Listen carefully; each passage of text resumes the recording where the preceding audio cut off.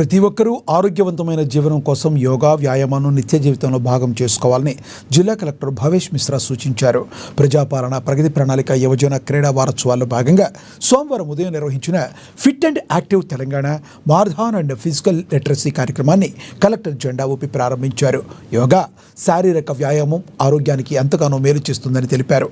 నిరంతర శారీరక శ్రమ వల్ల అనేక దీర్ఘకాలిక వ్యాధులను దూరం చేసుకోవచ్చని, భవిష్యత్తులో అనారోగ్య సమస్యలు రాకుండా ఉండేందుకు ప్రతిరోజు వ్యాయామం చేయాలని సూచించారు. పట్టణంలోని శివాజీ చౌక్ నుంచి ప్రారంభమైన మారథాన్ ఎన్టీఆర్ మినీ స్టేడియం వరకు ఉత్సాహభరిత వాతావరణంలో కొనసాగింది.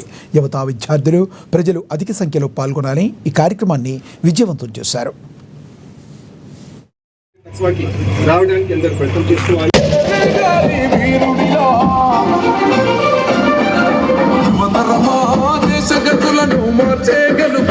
హైపర్ టెన్షన్ కానీ, అది మీ హార్ట్ రిలేటెడ్ ఇష్యూస్ కానీ అవన్నీ చాలా చాలా పెరుగుతున్నాయి.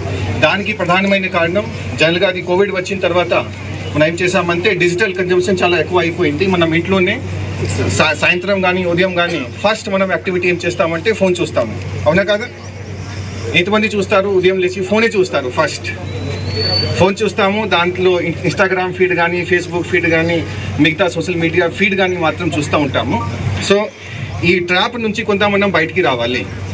సో మనం డాక్టర్ దగ్గరికి పోయిన తర్వాత ఎట్లయితే మీకు ఫీవర్ ఉందో లేదో చెక్ చేసుకోవడానికి ఏం వాడతారు? థర్మోమీటర్ వాడతారు. అవునా కదా?